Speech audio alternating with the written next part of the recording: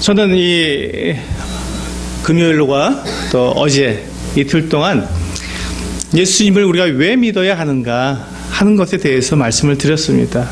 앞에 이 현수막에 나와 있는 것처럼 사람이 거듭나지 아니하면 하나님 나라를 볼 수 없기 때문에 거듭나야 한다는 말씀을 드렸습니다. 이 첫 번째 시간에 거듭나야 한다. 근데 이 거듭난다는 것은 특별한 것이 아니라 다시 태어난다는 것입니다. 두 번째 태어난다는 것입니다. 사람들은 그것을 오해합니다. 다시 태어난다 하니까 어떻게 늙었는데 어떻게 또 다시 태어나는가? 아하, 그것은 착하게 살아라. 개과천선하고 좀 사람답게 살아라 하는 그런 말이겠구나 하고 오해하고 그렇게 그냥 착하게 살면 되는 줄 알고 교회 열심히 나오면 되는 줄 알고 하나님 저 이렇게 하나님을 사랑합니다라고 헌금 많이 넣으면 내가 거듭난 사람이 된 것처럼 생각하고 착각하고 그렇게 행하는데 그것이 아니라 거듭난다는 것은 성령으로 태어나는 것이고 새로운 생명을 내가 갖게 되는 것이고 내가 부모님께 물려받은 이 육체에 속한 생명이 아니라 하나님께로부터 온 이 생명, 새 생명, 그것은 영원한 생명이기 때문에 우리가 영생이라고 부릅니다. 이 영원한 생명을 가지는 것, 그것을 거듭남이라고 말씀을 드렸습니다. 그러니까 우리 육체는 죽을 수밖에, 사람은 다 죽지 않습니까? 제가 그래서 두 번째 시간 둘째 사망을 피하라는 주제로 말씀을 드렸는데 사람은 다 죽습니다. 모든 사람이 다 죽습니다. 죽지 않는 사람 없죠? 그것은 우리가 다 아는 사실, 인정하는 사실입니다. 아무도 영원히 사는 사람이 우리 가운데 없기 때문에 사람은 다 죽어. 그렇지, 죽는 거지 라는 건 다 인정합니다. 그렇게 사람이 다 죽기 때문에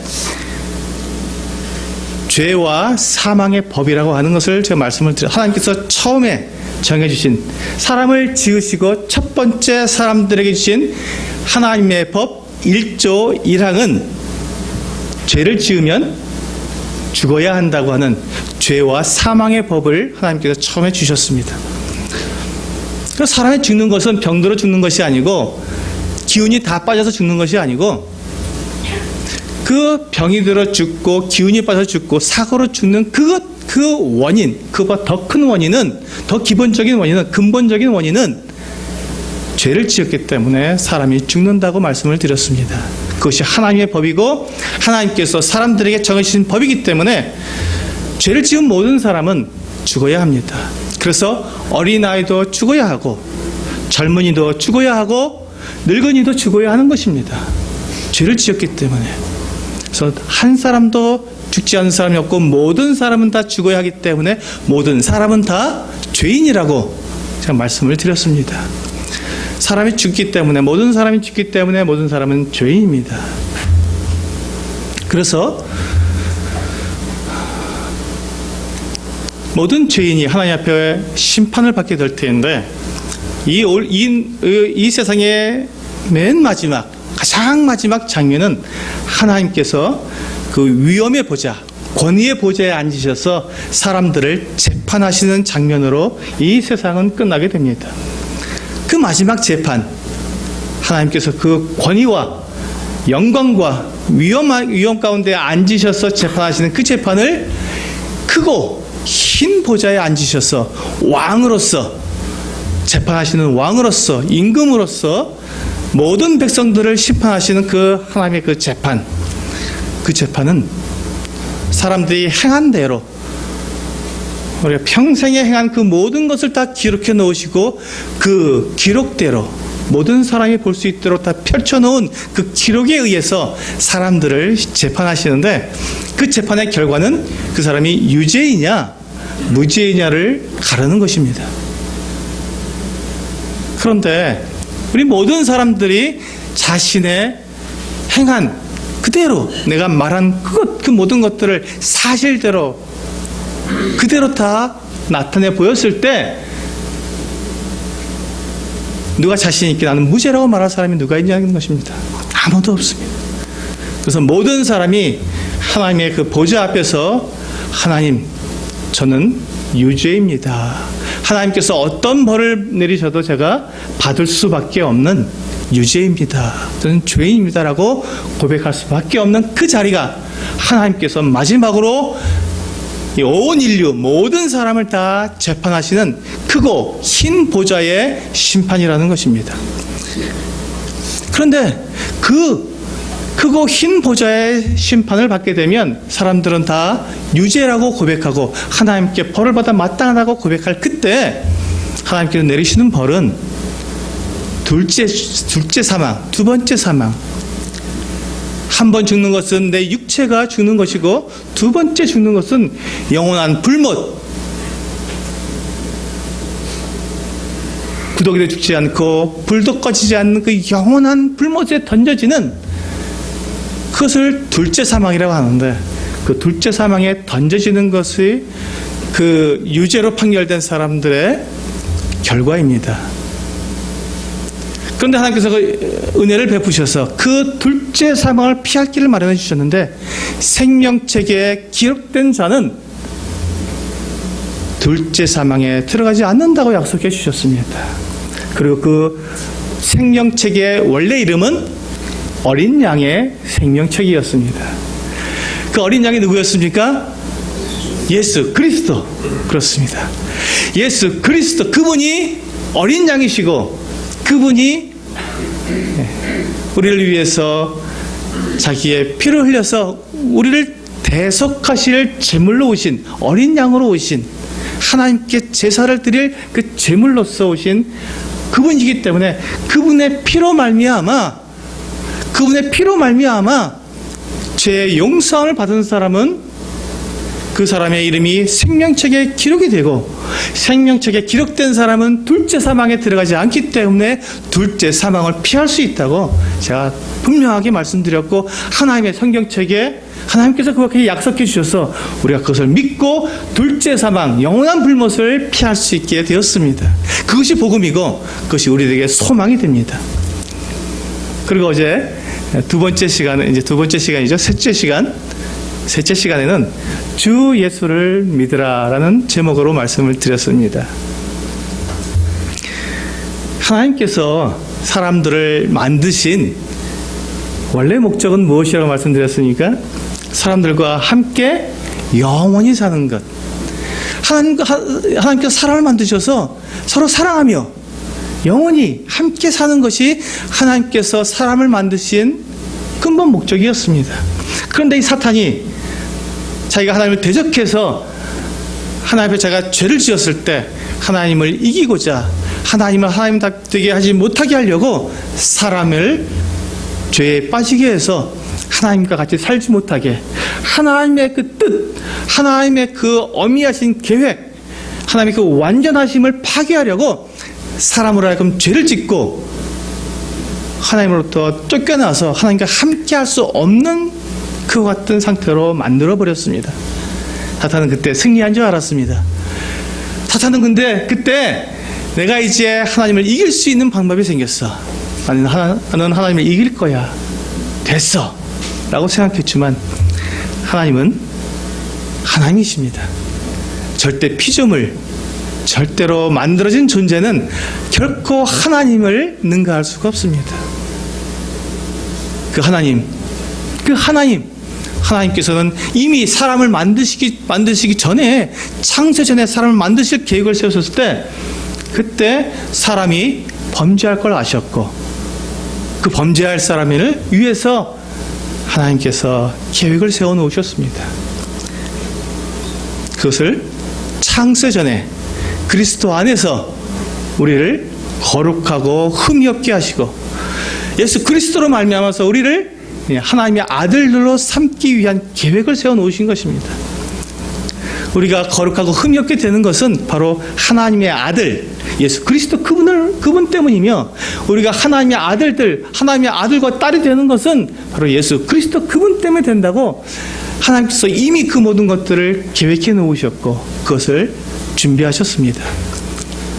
그리고는 이제 사람이 정말로 범죄했을 때 하나님께서는 창세기 3장 15절에서 처음으로 사람들에게 약속해 주셨습니다. 뱀에게 내가 너로 여자의 후손과 원수가 되게 하고 여자의 후손이 내 머리를 상하게 할 것이고 너는 그의 발꿈치를 상하게 할 것이라는 말씀을 통해서 옛날 고대의 전쟁에서 승리한 장군이 적장의 머리를 발로 밟고 승리를 외쳤을 때 그 모습처럼 예수 그리스도 그분께서 사탄의 머리를 밟으시고 승리하신 그 완전한 승리를 우리에게 선포하심으로 우리가 죄에서 구원받고 사망에서 생명으로 옮겨지는 이 놀라운 약속을 창세기 3장 15절에서 처음 우리가 죄를 지었을 때부터 사람들에게 약속해 주셨습니다. 그 승리하시는 그 승리자의 이름은 무엇이었다고요? 여자의 후손이라는 이름으로 하나님은 약속해 주셨습니다. 여자의 후손. 이게 무슨 뜻인지 우리는 잘 알지 못했지만 하나님께서 예수님이 태어나시기 700년 전 선지자인 이사야 선지자를 통해서 말씀해 주셨습니다. 보라, 처녀가 잉태하여 아들을 낳으리니 그 이름을 임마누엘이라 하리라. 여러분, 처녀가 어떻게 잉태를 하겠습니까? 처녀가 어떻게 임신을 할 수 있겠습니까? 남자 없이 어떻게 여자가 아이를 낳을 수 있겠습니까? 그런데 하나님께서는 그 여자의 후손이어야 되기 때문에, 왜? 사람으로 태어날 수 없기 때문에, 사람이 아니어야 되기 때문에, 사람을 구원하실 그분은 하나님이셔야 되기 때문에 하나님께서 하나님의 능력으로 처녀에게 잉태하게 하셨고 처녀에게서 낳은 그 아들이 임마누엘이 되겠다고 말씀하셨습니다. 그 임마누엘의 뜻이 하나님이 우리와 함께 하신다는 뜻입니다. 하나님이 처음부터 사람을 만드실 때 세웠던 그 계획, 그 뜻, 내가 너희와 함께 영원히 함께 살겠다 라고 하신 그 계획, 그 뜻을 임마누엘이라고 하는 이 아들을 통해서, 하나님의 아들을 통해서, 이 구원자를 통해서 이루시겠다고 하시는 확고한 계획을 분명히 예수님이 태어나기 700년 전 선지자에게 예언을 해주셨습니다. 그리고 그 예언대로 700년이 지난 후에 어느 날 예수님의 그 육신의 모친이신 마리아에게 성령께서 임하셔서 정말로 처녀가 잉태를 하게 되었습니다. 그리고 하나님께서 그렇게 수천 년 동안 계획해 오시고 이루시겠다고 약속하신 그 약속을 마리아를 통해서 예수 그리스도께서 탄생하심으로 정말로 구원자가 우리의 그 모든 죄를 다 용서해 줄 수 있고 우리를 하나님의 아들로 받아줄 수 있는, 우리를 거룩하게 하고 흠이 없는 자로 만들어서 하나님의 그 하늘에 속한 신령한 모든 복을 누릴 수 있도록 우리를 구원하실 그 구원자가 정말로 이 세상에 태어나신 것입니다. 하나님의 아들이 사람의 모습을 가지고 이 세상에 태어난 그날이 2000년 전 그 어느 날 이 세상에 정말로 일어났다는 것입니다. 이 기적 같은 일,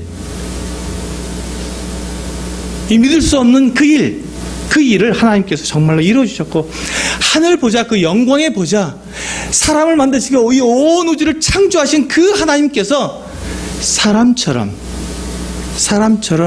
이 땅에 태어나셨다는 것입니다. 어떻게 창조주가 피조물의 모습을 가지고 태어날 수 있을까요? 그것은 단 한 가지, 하나님의 그 약속을 이루시기 위해서. 어떤 약속입니까? 내가 너희와 영원히 함께 살겠다 하신 그 약속, 그 계획을 이루시기 위해서 하나님은 사람이 되어서 이 땅에 오셨습니다. 그리고 이 땅에 오신 그 예수님이 정말로 사람을 위해서 죽어주셨습니다. 하나님께서 속죄의 법, 사람들에게 주신 그 죄를 지었을 때 그 죄를 용서받는 법을 하나님께서 말씀해 주셨는데, 그 용서받는 법은 하나님께서 이스라엘 백성들에게 율법을 주셔서 지켜봐라.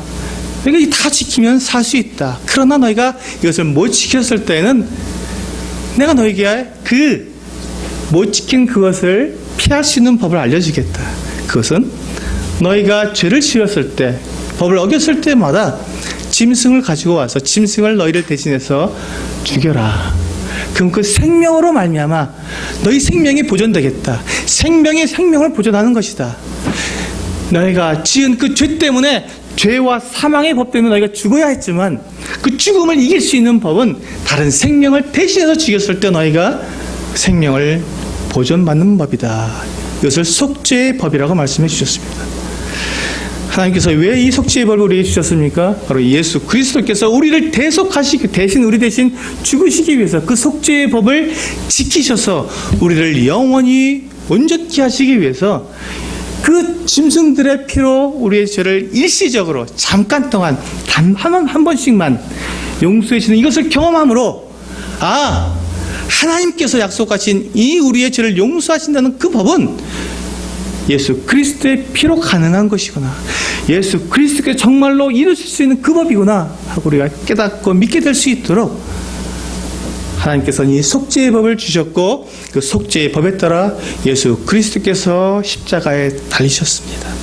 아무 죄가 없으신 흠도 없고 점도 없는 완전하신 그분께서 극악무도한 죄인의 그 자리에 쓰셔서 십자가에서 우리를 위해서 대신 죽으셨습니다. 그 죽으시면서 맨 마지막에 이 주 예수 그리스도께서 십자가에서 외치신 그 말은 다 이루었다입니다. 다 이루었다. 하나님께서 우리를 구원하시기 위해서 하실 그 모든 일을 다 이루었으며 우리가 죄의 종이 되었는데 죄의 종으로서 우리가 갚아야 할 그 모든 내 몸값을 예수 그리스도께서 이미 십자가에 다 갚으셨다고 선언하셨습니다. 외치셨고 다 이루셨습니다. 그리고 예수님은 그렇게 죽으셨습니다. 예수님이 죽으셔야 우리에게 생명이 오기 때문에 이 거듭난 생명, 새 생명, 하나님께서 주신 생명이 우리에게 오기 때문에 생명의 근원이시고 생명의 주인이신 그 창조주 하나님께서 자기의 생명을 십자가에서 희생하신 것입니다. 이것이 하나님의 사랑입니다. 이것이 하나님의 사랑이고 하나님의 우리를 사랑하시는 그 사랑의 증거가 예수 그리스도께서 십자가에 달려 죽으신 그것이 하나님께서 우리 사람들을 사랑하신 분명한 증거라고 말씀해 주셨습니다. 이제 오늘은 앞에 나와 있는 제목처럼 넷째 시간의 제목은 같이 읽어볼까요? 시작. 살아있는 자로 여기라 라는 주제로 말씀을 드리겠습니다.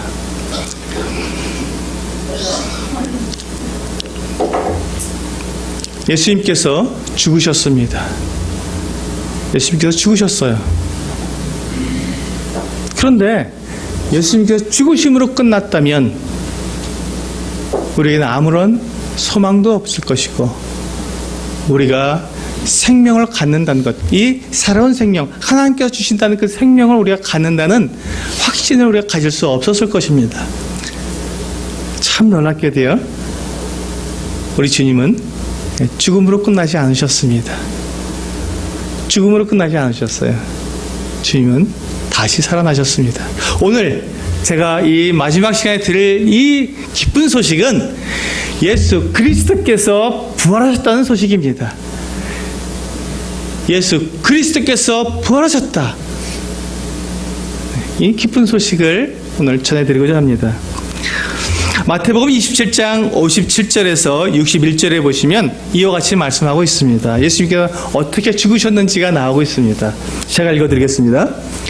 저물었을 때 아리마대의 부자 요셉이라는 사람이 왔으니 그도 예수의 제자라. 빌라도에게 가서 예수의 시체를 달라 하니 이에 빌라도가 내주라 명령하거늘 요셉이 시체를 가져다가 깨끗한 세마포로 싸서 바위 속에 판 자기 새 무덤에 넣어두고 큰 돌을 굴려 무덤 문에 놓고 가니 거기 막달라 마리아와 다른 마리아가 무덤을 향하여 앉았더라. 이 장면은 예수님께서 십자가에 달려서 죽으신 그 장면부터 시작됩니다. 예수님께서 십자가에 달려서 죽으셨을 때 이제 하루 해가 다 지나가고 해가 뉘엿뉘엿 저물게 되었습니다. 그러자 아리마대에 살고 있는 아리마대 사람 요셉이라는 사람이 빌라도에게 와서 예수님의 그 시체를 달라고 했습니다. 이 사람은 부자였습니다. 왜 부자라고 말씀했냐면 이분이 준비한 무덤이 특별한 무덤이었기 때문에 그렇습니다. 이 아리마대 사람 이 요셉이 빌라도에게 와서 예수의 시체를 달라 했더니 빌라도는 누구였냐면 총독이었습니다. 지금 이스라엘은 그 로마의 식민지였습니다. 그러니까 식민지를 감독하는 총독이 마치 왕과 같은 신분이죠. 오히려 왕보다 더 높을지도 모르겠습니다. 총독이니까요. 로마에서 파견된 다스리는 자이기 때문에 총감독이었기 때문에 그 사람이 더 높을 수도 있었습니다. 왕이 있었지만 왕보다 더 높은 권위가 있을 수 있는 이 총독 빌라도에게 와서 예수님의 시체를 달라고 했습니다. 그러자 이 빌라도가 예수님의 시체를 내어주라고 부하들에게 얘기해서 그 시체를 십자가에서 내려다가 무엇을 했습니까? 네, 장사를 지내려고 했습니다.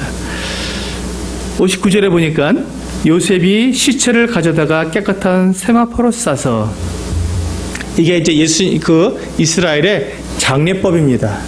우리도 염을 하죠. 사람이 죽으면 그것처럼 우리 그 미라를 보셨을지 모르겠는데요. 이렇게 둘둘둘둘 감습니다. 그것처럼 세마포로 하얀 천으로 시체를 이렇게 싸서 그 다음에 이스라엘의 장례법은 여기 60절에 나와 있는 것처럼 바위 속에 판 자기 새 무덤에 넣어두고 큰 돌을 굴려 무덤문에 놓고 갔다 하고 되어 있습니다. 우리나라는 사람이 죽으면 땅을 파고 시체를 관에 넣고 땅속에 묻습니다. 그런데 이스라엘도 그렇게 땅에 묻는 경우도 있는데 부자는 이렇게 아리마대 사람 요셉처럼 큰 부자였던 것 같습니다. 이 부자는 자기 무덤을 만들기 위해서 큰 바위에다가 바위를 팠습니다. 그리고 거기다가 무덤을 만들었습니다. 바위 속 굴처럼 만들어졌죠. 그 굴과 같은 곳이 무덤이었습니다. 그래서 거기다가 이렇게 시체를 놓을 상을 놓고 이제 시체를 그 상 위에 올려놓고 자연적으로 썩어서 사라지도록 만드는 장례법이 이스라엘의 장례법입니다. 예수님께서 그와 같은 장례를 지내기 위해서 이 아리마대 요셉이 예수의 시체를 가져다가 그렇게 장사를 지냈습니다. 무덤에 묻은 것입니다. 무덤에 넣어놓고 그리고 커다란 돌을 굴려서 시체가 썩으면 냄새가 납니다. 이스라엘은 더운 지방이기 때문에 빨리 부패합니다. 3, 4일만 되면 부패가 시작돼서 냄새가 지독합니다. 그래서 막 여러 가지 그 향품들 냄새를 좀 이렇게 중화시키기 위해서 향품들을 잔뜩 쌓아놓고 그리고 그 냄새가 나지 않도록 큰 바위를 굴려서 사람들이 무덤에 열어서 도굴해 가지 못하도록 무덤문을 막아버립니다. 그 무덤문은 밖에서 닫았기 때문에 안에서 열 수가 없습니다. 안에서는 열 수가 없어요. 바깥에서밖에 열 수가 없습니다. 큰 바위이기 때문에. 그렇게 예수님을 그 바위에 판 그 무덤에 놓고 갔는데 그때 거기에 두 여인이 함께 있었습니다. 그 모습을 끝까지 바라본 두 여인이 있었습니다.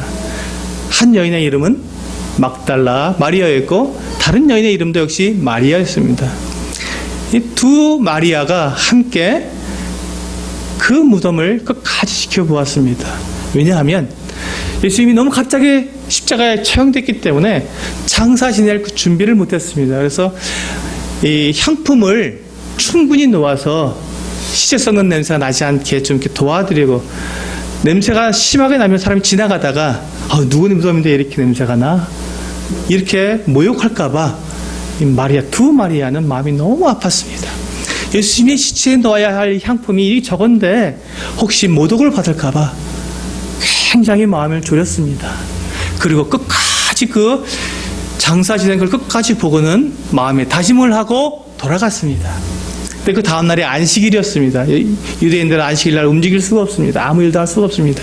그래서 안식일이 지나기를 기다렸다가 마태복음 28장 1절부터 7절까지 보니까 이 두 명의 마리아가 이제 움직이기 시작합니다.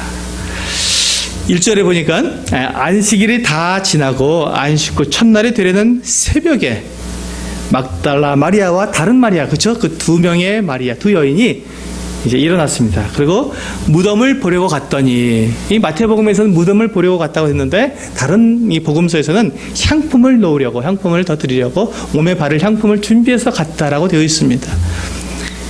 예수님의 그 시체가 썩기 시작했을 때 모독받지 않기려고, 냄새가 너무 심해, 이런 말을 듣지 않으려고 향품을 더 놓아드리려고 갔습니다. 그러니까 이 두 마리아가 예수님의 그 십자가에서 죽으시는 모습을 보았을 때 조금도 그분이 죽으셨다는 것을 의심할 여지가 없었던 것이죠. 시체 썩는 냄새를 좀 막기 위해서 향품을 준비해 갔으니까요. 예수님이 죽으신 것은 그 누구도 부인할 수 없는 확실한 사실입니다.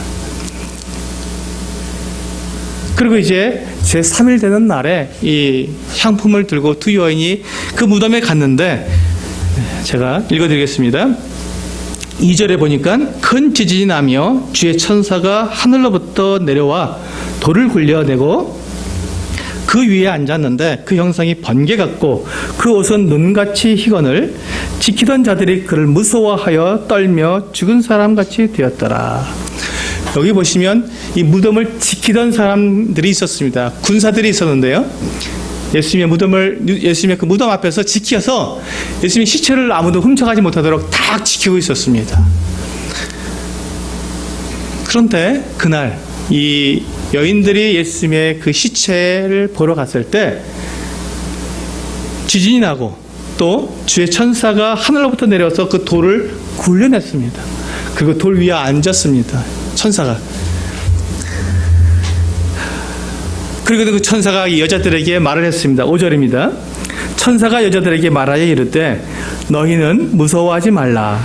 십자가에 못 박히신 예수를 너희가 찾는 줄을 내가 아노라. 그가 여기 계시지 않고 그가 말씀하시던 대로 살아나셨느니라. 살아나셨느니라. 와서 그가 누우셨던 것을 보라. 또 빨리 가서 그의 제자들에게 이르되 그가 죽은 자 가운데서 살아나셨고 너희보다 먼저 갈릴리로 가시나니 거기서 너희가 배우리라 하라. 보라, 내가 너희에게 일렀느니라 하거늘. 여러분, 이 영광스러운 장면을 한번 생각해 보시기 바랍니다. 하나님의 아들, 제자들도 하나님의 아들로 믿었고, 그리고 그분은 능력이 있다고 믿었고, 그리고 이스라엘 나라를 회복할 분이라고 믿었고, 그분은 권능과 능력과 기적과 표적으로 사람들을 구원하시고 이제 승리해서 왕의 나라를 세울 그 어떤 분으로 믿었는데 그분이 하루아침에 속절없이 십자가에 달려서 죽으셨습니다. 그리고 3년 동안 예수님과 함께 했던 제자들은 다 어깨가 축 늘어져서 이제 끝났어. 우리의 선생, 우리의 스승, 우리가 따랐던 그분은 죽었는데 이제 우리에게 무슨 소용이 있어? 하고 다 숨어버렸습니다. 혹시 나도 잘못 걸리면 죽게 되니까 나도 곤욕을 당할까 봐서 제자들이 숨어버렸습니다. 제자들도 예수님이 부활하실 것을 믿지 못했던 것이지요. 상상할 수 없었던 일입니다. 죽은 사람이 살아난다는 거죠. 여러분 한번 생각해 보시기 바랍니다. 그런 일이 있겠습니까? 결코 있을 수 없습니다. 일어날 수 없는 그 일입니다. 왜? 사람은 결코 죽음을 이길 수 없기 때문에 그렇습니다. 이 세상 그 누구도 스스로 부활한 사람은 단 한 사람도 없습니다. 그래서 사람들은 이 부활을 믿지 못했는데 여기에 보시면 천사가 이 여인들에게 분명하게 증거해 주었습니다.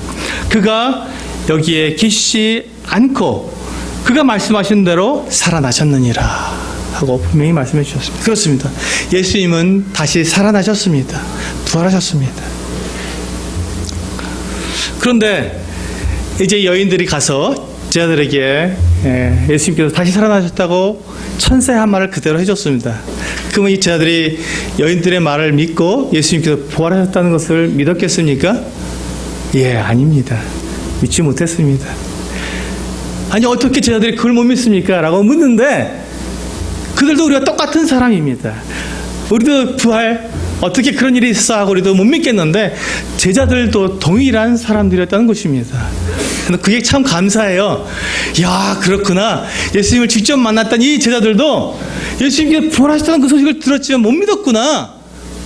나처럼 못 믿었구나. 그런데 놀라운 것은요, 예수님께서 이 예수님의 그 부활을 믿지 못한 이 제자들에게 나타나 주셨다는 것입니다. 제자들이 믿을 수 있도록 부활하신 그 몸으로 제자들에게 오신 거예요. 예수님께서 그 부활하신 몸으로 제자들이 모여있는 곳에 오셔서 너희들에게 평강이 있을지어다 라고 말씀해 주시니까 이제 부활하신 그 예수님을 만났으니까, 직접 눈으로 보았으니까, 이야기를 나눴으니까 예수님께서 부활하신 것을 믿지 못할 수가 없는 거죠. 아, 정말이구나. 내가 그 여인들이 해준 얘기를 우리는 믿지 못했는데 그분이 정말 부활하셨구나.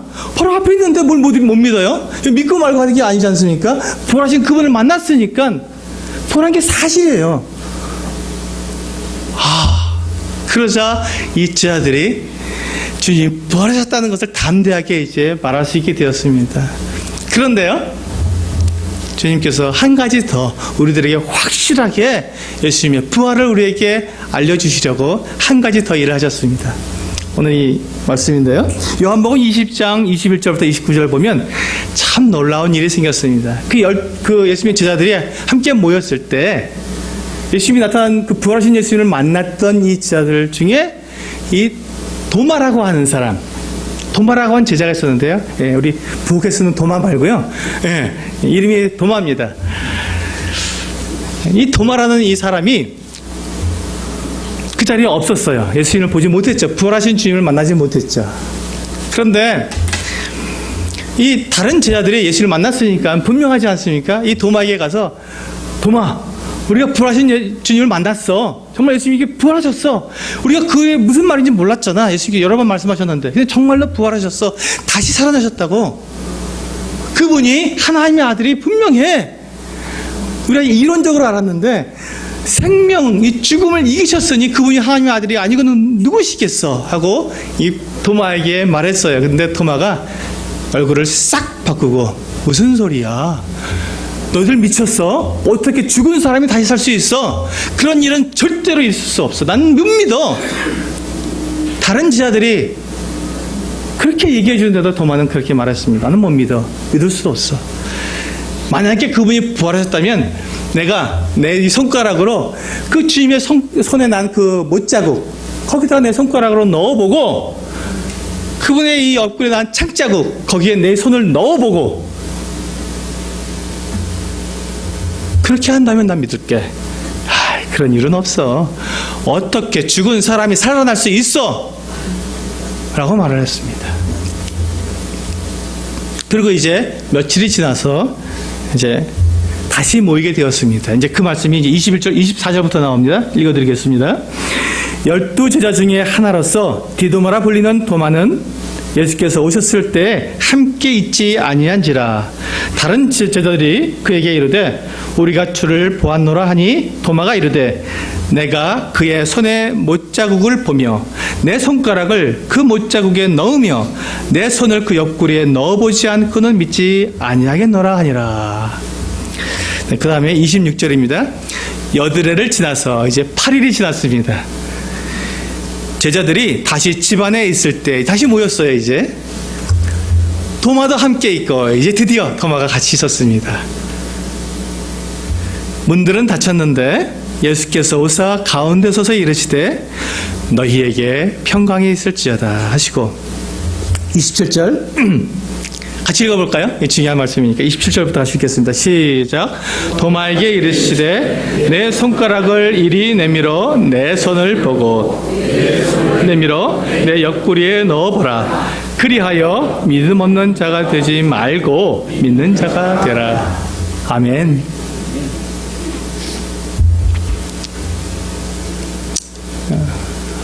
예수님께서 부활하신 몸으로 도마에게 오셨습니다. 그리고 도마가 했던 말을 알고 계셨습니다. 그리고 도마에게 그가 말한 그대로 하라고 예수님께서 자기 몸을 보여주셨습니다. 자, 와서 네가 말한 대로 해라. 네가 말한 대로 해보아라. 왜 믿지 못하느냐? 내가 여러 번 말하지 않았느냐? 그리고 너와 같은 제자들이 그렇게 말해주지 않았느냐? 전해주지 않았느냐? 근데 왜 못 믿느냐? 여러분, 우리는 부활하신 주님을 만나지 못합니다. 지금도 우리는 보지 못, 저도 못 봤습니다. 그런데 제가 왜 이 부활하신 주님을 믿느냐면요, 제자들이 이렇게 보았고 도마가 그것을 경험해 보았고 그들이 전해주었기 때문에 이것이 이 부활하신 이 사실을 그들이 경험했기 때문에, 확실하기 때문에, 그들도 처음에는 저처럼 못 믿었지만 그들이 분명하게 부활하신 주님을 만났고, 도마는 자기 손가락으로 예수님의 그 못자국의 손가락을 넣어 보았고, 그래서 믿었기 때문에 더 이상 제가 하지 않아도, 제가 도마와 똑같이 예수님의 그 손에 난 못자국에 제 손가락을 넣어보지 않아도 넣어본 것과 똑같기 때문에, 그분들이 사실대로 나에게 전해주었기 때문에, 그것을 기록해서 나로 하여금 알 수 있게 도와주었기 때문에 저는 이 말씀을 믿습니다. 저는 부활하신 주님을 저는 믿습니다. 주님께서 부활하셨고 십자가에 죽으셨을 뿐만 아니라 다시 살아나셨음을 저는 믿습니다. 그리고 그것을 저는 당당하게 여러분들에게도 전해드립니다. 예수님은 죽은 지 사흘 만에 살아나셨습니다. 그래서 그분은 하나님의 아들이십니다. 여러분들 중에서 스스로 죽었다가 살아나실 분이 계시면 나와보시기 바랍니다. 우리는 죽어서 다시 살아날 수 없는 사람들입니다. 우리는 사람이고 우리는 흙에서 왔기 때문에 흙으로 갈 사람들입니다. 우리는 결코 하나님이 아닙니다. 그러나 예수 그리스도는 흙에서 오신 분이 아니라 하늘에서 오신 분이시고 하나님 그분이시기 때문에 죽음에 더 이상 묶일 수 없고, 죽음을 이기시고 사망을 이기시고 승리하신 하나님의 아들이신 것입니다. 그래서 저는 예수 그리스도를 믿습니다. 그래서 그분을 내가 의지하고 그분이 주시는 생명으로, 저는 거듭난 생명으로 제가 거룩하게 되었고 흠이 없게 되었고 하나님의 자녀가 되었기 때문에 저는 당당하게 하나님 나라에 들어갈 수 있다고 저는 당당하게 여러분들에게 외치는 것입니다. 그리고 저와 이 동일한 믿음을 가진 사람은 저와 함께 손잡고 이 하나님 나라에 같이 들어갈 수 있다고 저는 당당하게 알려드리는 것입니다. 저와 같은 믿음을 갖고 함께 하나님 나라에 들어가시기를 원합니다. 감사합니다. 자, 이 경험을 한 도마에게 이제 그 충격이 왔습니다. 그래서 도마가 이렇게 고백합니다. 저와 동일한 고백입니다. 같이 한번 읽어보시겠습니다. 시작.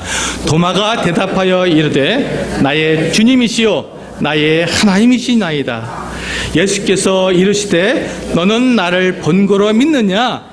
보지 못하고 믿는 자들은 복되도다 하시니라. 여기 보세요. 도마가 어떻게 말했습니까? 이게 신앙 고백입니다. 부활하신 예수님을 만난 사람이 할 수 있는 고백이 바로 이것입니다. 이것이 믿음이에요. 나의 주님이시고 나의 하나님이십니다. 당신이 정말 부활하셨습니다. 당신은 하나님이십니다 라고 고백하는 것, 이게 우리가 예수님을 믿는 것이고 이게 영접하는 것이고 이게 구원받는 거예요. 믿었으니까. 도마가 이렇게 고백한 이 고백을 저도 동일하게 하고 있습니다. 그래서 제 영어 이름이 도마입니다. 토마스. 네. 저는 도마를 참 사랑합니다. 왜냐하면 제가 부활하신 주님을 확실하게 믿고 전할 수 있는 그 어떤 증거를 나에게 주셨기 때문에 저는 이 토마스를 정말 좋아해서 제 이름을 토마스라고 지었습니다. 영어 이름을. 저 보시면 토마스하고 불러주세요. 네? 닮았습니까? 감사합니다. 그런데 예수님께서 그 다음에 도마에게 하신 말씀이 있습니다. 뭐라고 말씀해 주셨습니까? 너는 나를 본고로 믿느냐? 네, 본고로 믿느냐? 보는 것만 가지고 믿는 게 아니다. 사람은 듣고 믿는 것이다. 보지 않고도 믿을 수 있다. 왜요? 본 사람들이 전해주면, 그래서 경험한 사람이 전해주면 그게 사실이니까 아, 그렇구나, 믿을 수 있다는 것입니다. 도마가 이렇게 신앙 고백을 했으면 저도 그 같은 신앙 고백을 할 수 있는 것이고, 여러분들도 동일한 신앙 고백을 하나님께, 예수 그리스도께 할 수 있다는 것입니다. 이게 믿음이에요. 하나님은 그것을 원하시는 것입니다. 예수님께서 그렇게 말씀하셨잖아요. 너는 본거로 믿느냐? 보지 않고 믿는 자들은 복되도다. 복이 있다는 거예요. 하늘나라 갈 수 있는 복이 있다는 것입니다. 우리가 거룩하게 되고 흠이 없게 되고 하나님의 자녀가 될 수 있는 그 복을 받을 수 있다는 거예요. 안 보고도 믿을 수 있습니다. 경험하지 않고도 믿을 수 있어요. 왜? 사실을 사실대로 우리는 전해 들어서 그 사실을 믿음으로 되는 것이니까요. 아멘.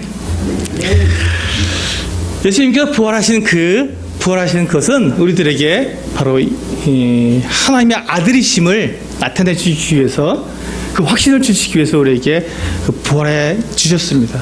예수님의 부활은 두 가지 의미가 있어요. 첫 번째 의미가 바로 그것입니다. 로마서 1장 4절에 보시면 같이 읽어보겠습니다. 시작. 성결의 영으로는 죽은 자들 가운데서 부활하사 능력으로 하나님의 아들로 선포되셨으니 곧 우리 주 예수 그리스도시니라. 그러시죠? 예수님께서 부활하신 것이 무슨 뜻이라고요? 예, 그분은 능력으로, 죽음을 이기시는 그 능력으로 하나님의 아들로 선포되셨다는 것입니다. 아, 그렇구나. 그분이 부활하셨다면 그분은 사람이 아니지 하나님이시지라고 우리가 고백할 수 있는 것, 바로 그것이 부활의 첫 번째 의미입니다. 여러분, 저와 함께 동일하게 예수님은 부활하셨기 때문에 하나님의 아들이라고 여러분 고백할 수 있겠습니까? 네. 감사합니다. 그럼 두 번째 의미로 가겠습니다. 두 번째 의미가 무엇이냐면요, 마태복음 28장 18절에서 20절에 있는 말씀입니다. 제가 읽어드리겠습니다. 예수께서 나와, 이 부활하신 예수님이십니다. 부활하셔서 이제 하나님 나라로 승천하시기 전에 이제 제자들에게 이와 같이 말씀해 주셨습니다.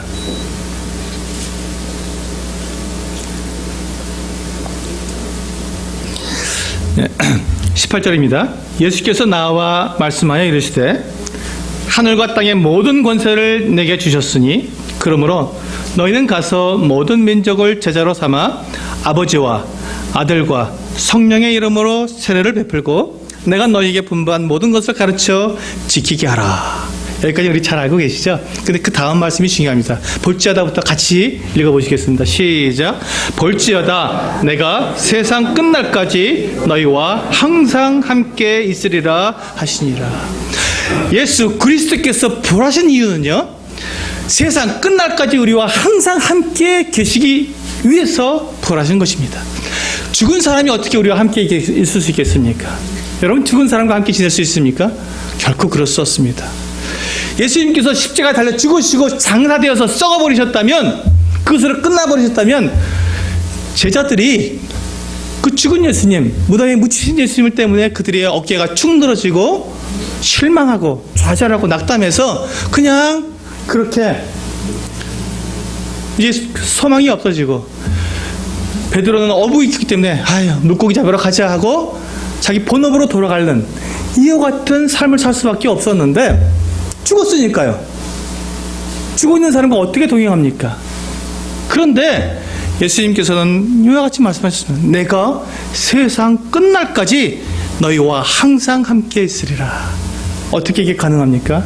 예수님께서 죽음을 이기시고 부활하셨기 때문에, 살아 계시기 때문에 우리와 항상 함께 계실 수 있다는 것입니다.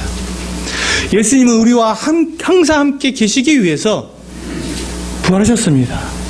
이게 하나님께서 사람을 만들 때 처음 하셨던 그 계획, 처음 목적, 사람과 함께 영원히 살고 싶다고 하시는 그 계획, 그리고 그것을 이루기 위해서 임마누엘로 오신 그 예수님의 그 이름, 하나님이 우리와 함께 계시다는 그 이름을 이루신 것이고, 이제 지금 부활하신 그 몸으로 그것을 이제 이루시겠다고 약속해 주셨습니다.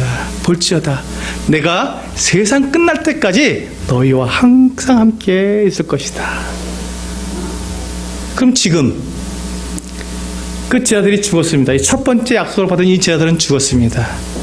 그러면 예수님의 세상 끝날 때까지 누구하고 함께 계시죠? 그 다음 제자들, 또 그 다음 제자들, 똑같은 믿음을, 동화와 같은 그 믿음을, 신앙 고백을 하고 예수 그리스도를 자기의 하나님으로, 나의 왕으로, 나의 주님으로 영접한 그 제자들에게 주님은, 살아계신 그 주님은 세상 끝날까지 항상 함께 계시는 것입니다. 지금 여기에 계신 예수님을 주로 왕으로 하나님으로 고백하시는 그 분들에게는 예수님께서 함께하고 계시는 것입니다. 예수님 그것을 위해서 다시 살아나셨습니다. 우리와 함께 있기 위해서. 우리가 아침에 떡과 잔을 통해서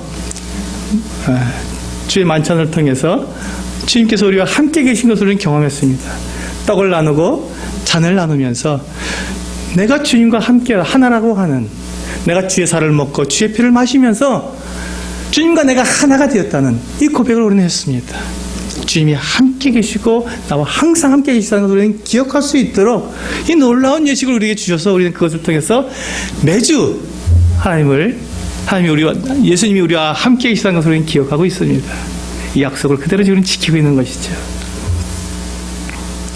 그래서 이 우리 갈라디아서 2장 20절 말씀을 보면 이것이 바로 예수님께서 우리와 함께 하고 계시다고 하는 약속을 우리가 믿을 수 있도록 우리에게 이해시켜 주시는 말씀입니다.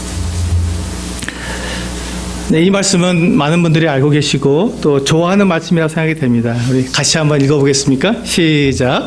내가 그리스도와 함께 십자가에 못 박혔나니 그런즉 이제는 내가 사는 것이 아니요 오직 내 안에 그리스도께서 사시는 것이라. 이제 내가 육체 가운데 사는 것은 나를 사랑하사 나를 위하여 자기 자신을 버리신 하나님의 아들을 믿는 믿음 안에서 사는 것이라. 여기 보시면요, 내가 그리스도와 함께 십자가에 못 박혔다고 분명히 선언하고 있습니다. 여러분, 예수님께서 십자가에 못 박히신 것은요, 예수님 홀로 못 박히신 것이 아닙니다. 우리와 함께 못 박힌 겁니다. 왜? 예수님이 우리 대신 못 박히셨기 때문에. 나를 대신했다는 말은 나와 함께 못 박혔다는 말과 같은 것입니다. 그 의미가. 그래서 내가 그리스도와 함께 십자가에 못 박혔습니다. 그렇다면 그런즉 이제는 내가 사는 것이 아니라 내가 지금 살고 있는 삶은 이미 죽었기 때문에 나는 예수님과 함께 부활한 삶을 살고 있다는 것입니다. 여러분, 이게 믿어지세요? 이해가 되십니까? 굉장히 중요한 말씀을 제가 드립니다. 반복할 겁니다. 지금 모르셔도 괜찮습니다. 다음번 말씀에서 또 이해가 될 것입니다. 예수님께서 십자가 달라 죽으신 것은 나와 함께 십자가 달라 죽었습니다. 난 죽은 사람입니까? 산 사람입니까? 죽었죠. 근데 나는 지금 살아있잖아요. 이게 뭡니까? 난 살았는데. 예수님께서 부활하셨지 않느냐? 그러니까 부활한 주님과 너희가 함께 살고 있는 거다. 아, 그렇군요. 지금 내가 살고 있는 것은 부활하신 주님과 내가 그 부활 생명으로 살고 있는 것이군요. 아, 지금 내 생명은 옛 생명이 아니라 부활 생명이군요. 주님이 부활하셨으니까, 나와 함께 계시니까, 아, 그렇군요. 그 부활 생명으로 사는 것이군요. 그래서 이제는 내가 사는 것이 아니라 오직 내 안에 그리스도께서 사시는 것이었군요. 부활 생명이 내 안에 들어와서 내 안에 사시니까 내가 그 부활 생명으로 거듭난 생명으로 살아가는 것이군요. 그리스도께서 내 안에 들어온 것이 바로 거듭난 생명이고, 그것이 영원한 생명이고, 그것이 새로운 생명입니다. 하나님께 주신 생명이에요. 예수 그리스도께서 내 안에 들어오신 것. 예수님은 영원한 생명이시기 때문에. 그래서 이제 내가 육체 가운데 사는 것은, 이 부분은 제가 다음 성경구절에서 설명을 드리겠지만, 근데 내가 지금 육체 가운데 살고 있습니다. 육체는 옛 생명이죠. 첫 생명. 몸으로 온 것, 부모님에게 받은 생명. 이 생명은 언제 끝납니까? 육체가 흙으로 돌아갈 때 끝납니다. 그래서 하나님께 주신 새 생명, 거듭난 생명, 영원한 생명을 우리가 가지고 그것으로 살아가야 한다는 것입니다. 그런데 우리가 그와 같은 새 생명을 가질 수 있는 것은 맨 마지막에 하나님의 아들을 믿는 믿음 안에서 사는 것이라고 분명히 말씀해 주고 있습니다. 예. 로마서 6장에서 이 부분을 다시 한번 설명드리겠습니다. 조금 어렵기 때문에 다시 한번 로마서 6장 3절에서 9절 말씀을 통해 좀 더 자세하게 말씀을 드리겠습니다. 3절 제가 읽겠습니다. 무릇 그리스도 예수와 합하여 세례를 받은 우리는 그의 죽으심과 합하여 세례를 받은 줄을 알지 못하느냐. 자, 이제 우리가 침례 받는 것 우리가 생각해 보시면 됩니다. 우리가 침례를 받는 것은 세 가지 의미가 있습니다. 침례는 몇 가지 의미가 있다고요? 네, 세 가지 의미가 있습니다. 첫 번째, 침례의 첫 번째 의미는 예수 그리스도와 합해서 죽었다는 것입니다. 침례는 우리가 물에 들어갑니다. 그렇죠? 물에 들어갈 때 예수님과 함께 내가 죽었다. 십자가에 우리가 함께 못 박혔다. 똑같은 말이지 않습니까? 갈라디아 2장 20절에서 나왔던 말씀처럼. 그리고 4절에 보니까 그러므로 우리가 그의 죽으심과 합하여 세례를 받음으로 그와 함께 장사되었다. 우리가 물속에 들어가서 이제 우리는 무덤에 묻힌 것입니다.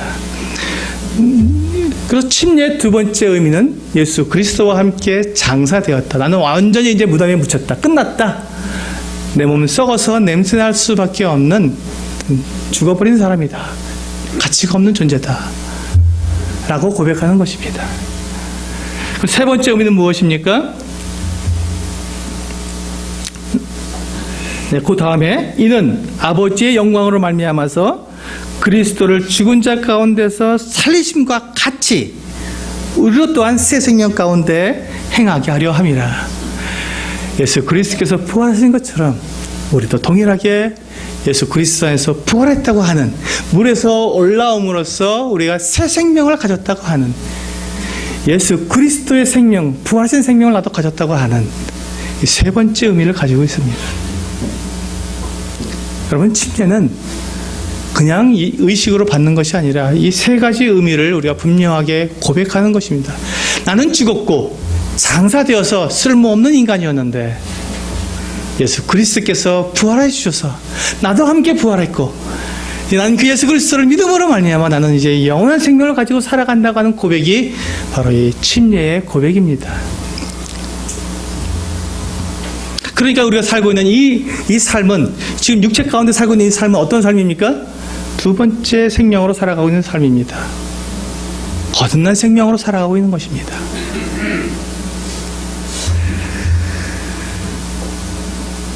그런데 이게 잘 안 믿어져요. 왜냐하면 우리가 이 거듭난 생명, 영원한 생명, 그리고 우리가 부활한 몸을 우리가 갖지 않았기 때문에 그렇습니다. 우린 여전히 첫 생명, 육체의 생명을 가지고 지금 살아가고 있습니다. 그런데 지금 여전히 내가 육체의 생명을 가지고 살아가고 있는데 새 생명으로 살아가려고 하니까 이게 잘 안 믿어지는 거예요. 잘 경험이 안 되는 겁니다. 그래서 이 성령으로 난 자는 어떤 자라고 요한복음 3장에서 말씀하셨냐면, 바람이 임으로 불매 어디서 와서 어디로 가는지 알지 못한 것 같이 성령으로 난 자도 이와 같다고 말씀하셨습니다. 그것처럼 내가 지금 새로운 생명으로 살아가고 있는데 그 새로운 생명이 잘 느껴지지 않는 거예요. 당연하죠. 아직 우리에게 주어지지 않았기 때문에 그렇습니다. 지금 우리가 가지고 있는 이 새 생명은 믿음으로, 약속으로 가진 것입니다. 마치 우리가 신용카드 쓰듯이 신용카드를 쓰면 돈을 내지 않았지만 돈을 내겠다고 하는 약속처럼 하나님께서 나에게 새 생명을 주시겠다고 했는데 그 새 생명을 약속으로 받은 거죠. 미리 받은 거예요. 그리고는 이제 이게 어느 날, 언제 이루어집니까? 마지막 심판 때 우리를 영원한 하나님 나라로 데리고 가실 때, 그때 우리를 생명의 부활로 우리를 부활시키시고 영원한 생명을 가지고 우리가 하나님 나라에 들어가서 영원히 살게 될 때 완전히 누리게 될 것입니다. 그럼 지금은 이 땅에 살고 있는 것은 그것을 약속으로 받아서 가지고 있는 것이죠. 약속으로 받았습니다. 그러니까 잘 느껴지지 않습니다. 그걸 어떻게 하라는 것입니까? 그것을 다음 말씀에서 보시겠습니다. 우리 로마서 6장 3절에서 9절 말씀, 그 뒤에 5절부터 읽겠습니다. 만일 우리가 그의 죽으심과 같은 모양으로 연합한 자가 되었으면 또한 그의 부활과 같은 모양으로 연합한 자도 되리라. 우리가 알거니와 우리의 옛사람이 예수와 함께 십자가에 못 박힌 것은 죄의 몸이 죽어 다시는 우리가 죄에게 종노릇하지 아니하려 함이라. 이는 죽은 자가 죄에서 벗어나 의롭다 하심을 얻었습니다. 그렇죠? 이 말씀을 보면 우리가 이제 주님과 함께 연합되었고 주님의 생명이 나의 생명이 되어서 나는 그렇게 살아간다고 말씀해 주고 있습니다. 그래서 이제 8절 9절 보시면 만일 우리가 그리스도와 함께 죽었으면 또한 그와 함께 살 줄을 어떤다고요? 믿는다고 했습니다. 아직 우리에게 그 생명이 실제로 우리에게 주어진 것은 아닙니다. 우리 믿음으로 가지고 있는 것입니다. 그래서 믿는 거예요. 9절 이는 그리스도께서 죽은 자 가운데서 살아나셨음에 다시 죽지 아니하시고 사망이 다시 그를 주장하지 못할 줄을 알미로다. 예수님께서 죽은 자 가운데서 살아나셨기 때문에 이제 그분은 다시 죽지 않고, 그렇죠? 영원한 생명으로 지금 부활하셨기 때문에 그분은 다시 죽지 않습니다. 그리고 사망이 다시 그를 주장하지 못합니다. 그분은 영원한 삶을 살고 계십니다. 그래서 우리가 그분을 믿음으로 그분과 동일한 영원한 생명을 가지고 살아갈 것으로 우리는 믿는다는 것입니다. 아직 우리에게 주어지진 않았지만 주어진 것처럼 하나님께서 약속하신 것은 이미 이루어진 것처럼 우리에게 주어지기 때문에 그 약속이 확실하기 때문에 우리는 그것을 믿고 거듭난 생명으로 살아가는 것입니다. 네, 제가 말씀드리려는 게 여기에 있네요. 10절부터 13절입니다. 로마서 6장 10절부터 13절. 우리 같이 읽어보시겠습니다. 여기 제가 이제 오늘 이번 시간의 주제가 바로 여기에 있습니다. 같이 읽어보시겠습니다. 시작. 그가 죽으심은 죄에 대하여 단번에 죽으심이요 그가 살아계심은 하나님에 대하여 살아계심이니 이와 같이 너희도 너희 자신을 죄에 대하여는 죽은 자요 그리스도 예수 안에서 하나님께 대하여는 살아있는 자로 여길지어다.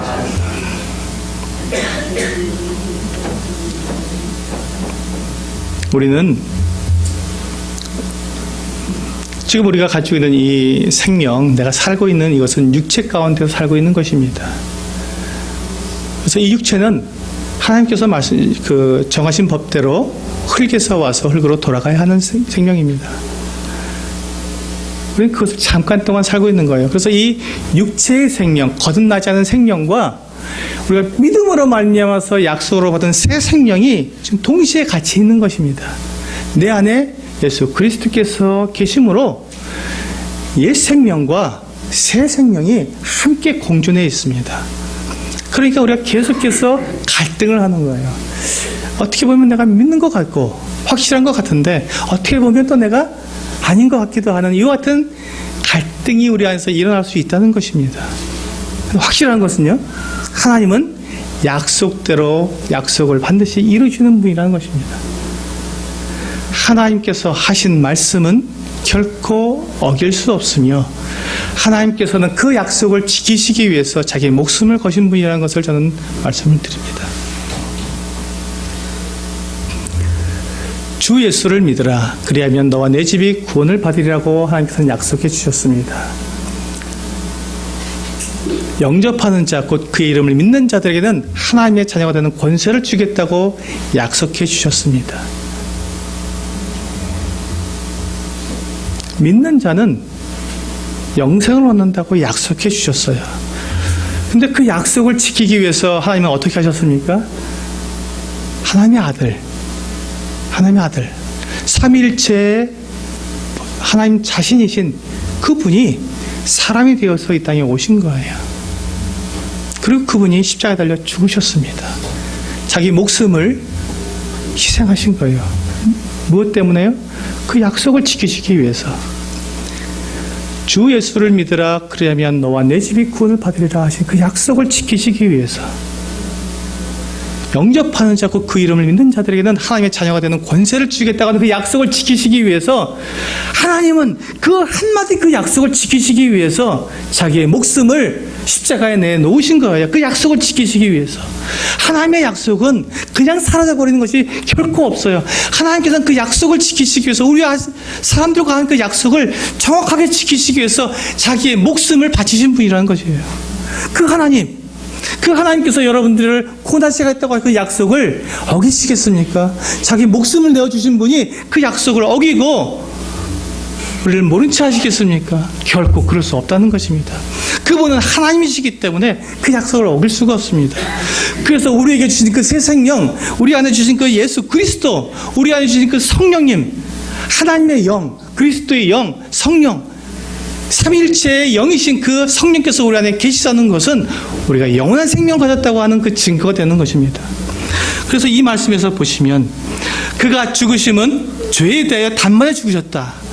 우리의 죄를 다 용서하시기 위해서 단번에 영원히 온전케 하시기 위해서 죽으셨다. 그가 살아계심은 하나님께 대하여 살아계시다. 이제 하나님께 나아갈 수 있는 사람이 되었다. 하나님의 영광에 나아갈 수 있는 사람이 되었다. 살아났기 때문에 죄와 상관없이 거룩하게 되었고 흠이 없는 자가 되었기 때문에 하나님께 나아갈 수 있게 되었다고 우리에게 말씀해 주시는 것입니다. 그리고 11절에 이와 같이 너희도 여러분들도 너희 자신을 죄에 대하여는 죽은 자여. 우리는 여전히 죄를 짓고 있지만 우리는 이미 하나님의 약속 안에서 예수 그리스도 안에서 이미 그 모든 죄가 다 사라졌기 때문에 죄에 대해서 이미 죽은 자로 여기라는 것이에요. 그리고 그리스도 예수 안에서 하나님께 대하여는 영원히 사는 살아있는 사람으로 여기라는 것입니다. 이게 믿음입니다. 여기는 것, 인정하는 것. 하나님께서 이렇게 약속해 주셨으면 그렇게 되는 것으로 인정하는 것, 여기는 것. 도대체 믿는 게 뭐예요? 아는 것과 믿는 게 차이가 무엇입니까? 라고 사람들이 저에게 묻습니다. 알아야 믿죠.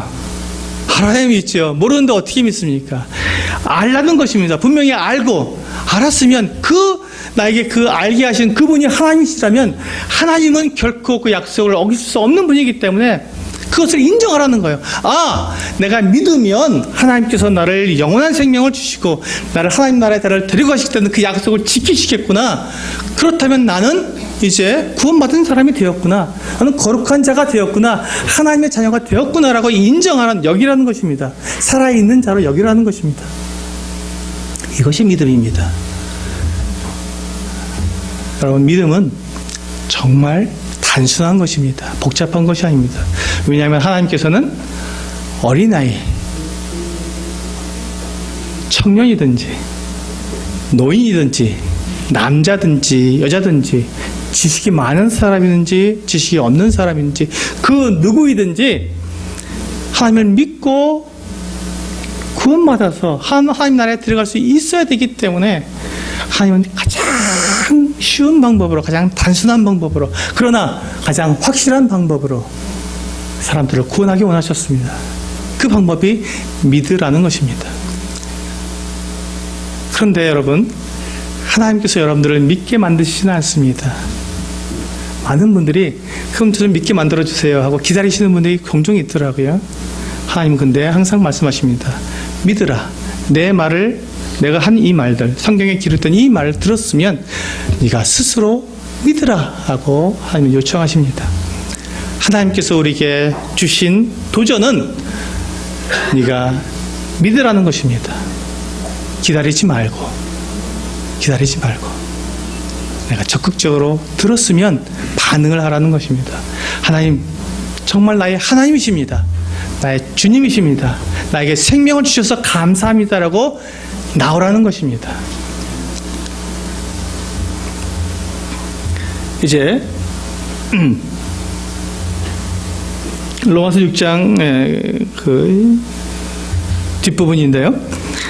12절에 보시면 그러므로 너희는 죄가 너희 죽을 몸을 지배하지 못하게 하여 몸의 사육에 순종하지 말고 또한 너희 지체를 불의의 무기로 죄에게 내주지 말고 오직 너희 자신을 죽은 자 가운데서 다시 살아나신 자같이 하나님께 드리며 너희 지체를 의의 무기로 하나님께 드리라. 여기 보시면 13절 뒤에 보시면 이와 같이 기록되어 있습니다.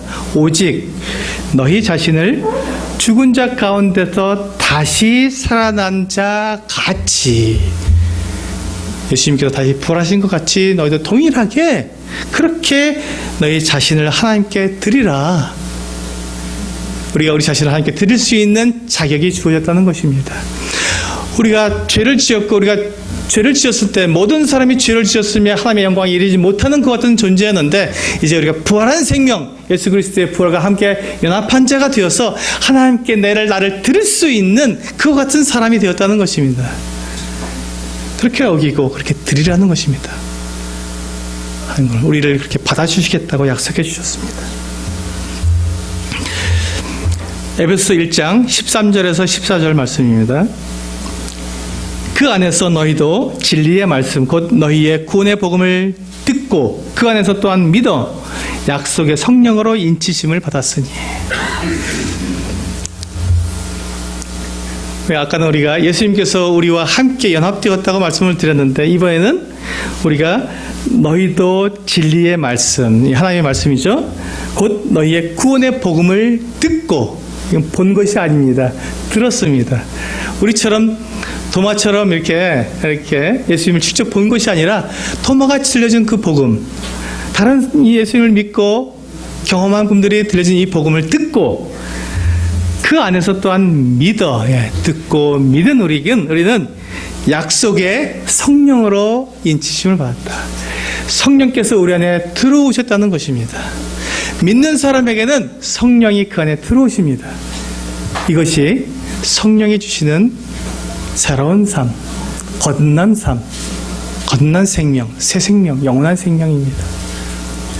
그러니까 우리가 삼위일체로 말씀드렸지 않습니까? 그리스도, 성령, 성부 하나님 다 삼위일체이십니다. 한 분 하나님이세요. 그러니까 성령이 내 안에 들어오시는 것과 예수 그리스도가 내 안에 들어오시는 것 똑같은 말입니다. 같은 말입니다. 우리가 그 비밀을 다 이해할 수 없기 때문에 그게 어떻게 가능한지 모르지만 그러나 그리스도의 성령을 우리는 그리스도의 영이라고도 부르고 하나님의 영이라고도 부르고 성령이라고도 부릅니다. 이 성령께서 우리 안에 들어오실 때 예수께서 우리 안에 계시는 것이고 성령께서 우리 안에 계신 것이 하나님께서 우리에게 주신 그 새 생명에 대한 증거로 우리에게 주셨습니다. 그래서 14절에 보시면 이는 우리 기업의 보증이 되사 그 얻으신 것을 속량하시고 죄를 갚아주시고 그의 영광을 찬송하게 하려 하심이라. 이게 우리의 신분이 되었습니다. 예수 그리스도께서 부활하심으로 말미암아서 우리에게 주어진 그 생명은, 이 신분은 하나님께 나아가서 하나님을 찬송할 자가 된 것입니다. 하나님을 찬양할 수 있는 사람들, 하나님이 두려워 피하는 것이 아니라 하나님의 그 심판이 두려워서 도망가는 것이 아니라 당당하게 하나님께 나와서 하나님을 아버지라고 부를 수 있는 그와 같은 신분이 되었기 때문에 그분에게 나와서 그분을 찬송할 수 있게 된 것입니다. 이게 거듭난 생명을 가진 사람의 신분입니다. 이제 말씀을 맺겠습니다. 로마서 6장을 계속해서 제가 말씀을 드리는데요. 15절에서 23절에 있는 말씀을 읽어드리고 마치겠습니다. 그런즉 어찌하리요? 너희가 법 아래에 있지 아니하고 은혜 아래에 있으니 죄를 지으리요? 그럴 수 없느니라. 이 말씀은 무엇이냐면 우리가 지금 가지고 있는 이 생명은 어떤 생명입니까? 육체의 생명입니다. 첫 번째 생명, 거듭나지 않은 생명을 가지고 있습니다. 이 생명으로 살아가고 있습니다. 그런데 우리 안에는 또 어떤 생명이 들어와 있습니까? 성령께서 들어와 계시기 때문에 새 생명이 들어와 있습니다. 그래서 이게 우리가 새 생명을 가진, 우리가 육체의 생명을 가지고 살아가기 때문에 이 육체의 생명은 죄를 지을 수밖에 없습니다. 그래서 그런즉 어찌하려? 우리가 법 아래에 있지 아니하고 은혜 아래에 있으니 계속해서 죄를 짓겠느냐? 이 육체의 생명을 가진 것처럼 그냥 그렇게 살아가겠느냐? 죄를 지으며 살겠느냐? 그럴 수 없느니라고 분명히 말씀하십니다. 비록 우리가 이 육체의 생명, 이 죄악된 생명을 가지고 있다 할지라도 우리에게는 약속으로 받은 이 거듭난 생명이 있기 때문에, 성령이 우리 안에 계시기 때문에 우리는 그렇게 살아갈 수 없다는 것입니다. 왜? 우리는 거듭난 자로 우리가 여겼기 때문에, 하나님의 자녀가 되었다고 우리 자신을 여겼기 때문에, 그렇게 여기는 삶, 나는 이제 하나님의 자녀인데 라고 여겼기 때문에 하나님의 자녀로 살아가는 것이지 죄의 종으로 살아갈 수 없다는 것입니다. 비록 우리가 이 육체를 가지고 있지만 그럴 수 없다. 너희 자신을 종으로 내주어 누구에게 순종하든지 그 순종을 받는 자의 종이 되는 줄을 너희가 알지 못하느냐. 이제 우리는 하나님의 종이 되었습니다. 예수 그리스도께서 우리를, 죄의 종 되었던 우리를, 우리의 몸값을 다 십자가에서 지불하시고 우리를 죄의 종에서 하나님의 종으로 우리를 옮겨주셨습니다. 바꾸어주셨습니다. 우리는 이제 하나님의 종이 되었습니다.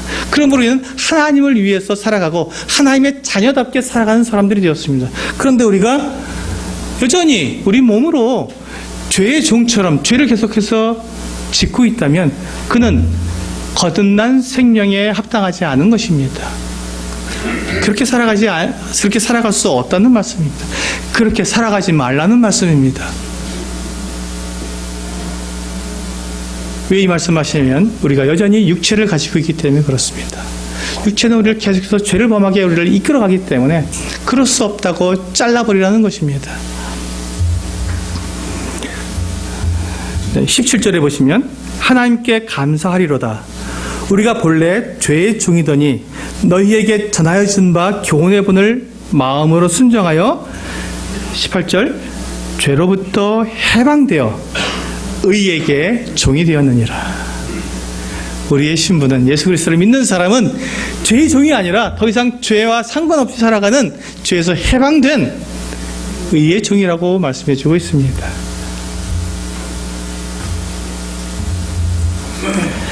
제가 이 말씀을 계속 드리는 이유는 19절에 나와 있습니다. 읽어드리겠습니다. 너희 육신이 연약함으로 내가 사람의 예대로 말하노니 전에 너희가 너희 지체를 부정과 불법에 내주어 불법에 이른 것 같이 이제는 너희 지체를 의에게 종으로 내주어 거룩함에 이르라. 여러분, 거듭난 삶은, 거듭난 생명은 죄와 상관없는 생명입니다. 그런데 우리 육체가 연약해서 전에 하던 것처럼 자꾸 죄 가운데 들어가려고 하는데 그렇게 하지 말아라. 그러니까 너희 자신이 의의 종이 되었다는 것을 여기고 믿고 이제 너희 자신을 의에게 종으로 드려라 라고 말씀해 주고 있는 것입니다. 20절에 너희가 죄의 종이 되었을 때는 의에 대하여 자유로웠느니라. 죄의 종로로 살 때는요, 옳은 일, 의로운 일을 하지 않아도 됐었습니다. 하지 않아도 상관없었어요. 왜냐하면 죄의 종이었기 때문에. 그런데 21절 너희가 그때 무슨 열매를 얻었느냐. 이제는 너희가 그 일을 부끄러워하나니 이는 그 마지막이 사망이기 때문에 그렇습니다. 죄의 싹은 사망이기 때문에 죄의 종이 되었을 때는 결국 죽을 수밖에 없는 사망이었는데 우리는 어떻게 됐습니까? 이제 사망에서 해방되었고 사망에서 생명으로 옮겨졌고 저희 안에 영원한 생명이 주어졌기 때문에 그 어떤 죄의 종노릇을 할 이유가 없다는 것입니다. 어떻게 그게 가능합니까? 그렇게 믿음으로 가능하다는 것입니다. 그렇게 여김으로 가능하다. 그렇게 여김으로 가능합니다. 그게 믿음이 주는 힘입니다. 하나님께서는 그 믿음을 여러분들에게 원하시는 것입니다. 22절 그러나 이제는 너희가 죄로부터 해방되고 하나님께 종이 되어 거룩함에 이르는 열매를 맺었으니 그 마지막은 영생입니다. 하나님께 약속해 주셨습니다. 우리에겐 영생이 있습니다. 우리 영생을 가진 사람으로서 살아가는 사람들이 되었습니다. 23절 읽고 마치겠습니다. 같이 읽겠습니다. 시작. 죄의 싹은 사망이요 하나님의 은사는 그리스도 예수 우리 주 안에 있는 영생입니다. 혹시 이 가운데 예수 그리스도를 믿는 게 무슨 소용이 있나? 예수 믿으라는 게 무슨 소용이 있나? 나 돈 많이 벌고 건강하고 내 자식 잘 되고 이러면 족하지. 혹시 교회 나왔을 때 하나님이 나를 불쌍히 여기셔서 그렇게 해주신다면 나 교회 다니고 그렇지 않다면 내가 뭐 꼭 교회 나올 이유가 있나? 나 성공하고 나 돈 좀 벌고 그렇게 하기를 원해서 그것을 원해서 교회 나오신 분이 계시다면 죄송합니다. 저는 그것을 약속드릴 수 없습니다. 하나님의 말씀에서는 그것을 약속해 주시지 않습니까? 그러나 하나님께서 분명히 약속해 주신 것 한 가지가 있습니다. 그것은 무엇이냐면 예수 그리스도 하나님의 그 아들께서 이 세상에 오셔서 우리의 모든 죄를 용서해 주시고 그분을 믿기만 하면 그분을 믿으면 영원한 생명을 주신다는 것입니다. 이것은 제가 약속드릴 수 있습니다. 제가 제 목숨을 걸고도 제가 약속드릴 수 있습니다. 예수 그리스도를 믿으시면 그분이 누구든지 간에 그분은 영원한 생명을 얻습니다. 지옥에 가지 않고 하나님 나라에 들어갈 수 있습니다. 이것은 제가 당당하게 분명하게 약속드리겠습니다. 혹시 그 부분에 대해서 더 궁금하시거나 오늘 처음 나오셔서 잘 모르겠다는 분이 계시면 상담하시면 됩니다. 물어보시면 됩니다. 알려드리겠습니다. 그리고 그냥 그렇게 맥없이 돌아가지 마시고 예수 그리스도가 도대체 누구시길래 저렇게 말하나 알아보시고 확인해 보시고 믿고 돌아갈 수 있기를 원합니다. 감사합니다. 마치겠습니다.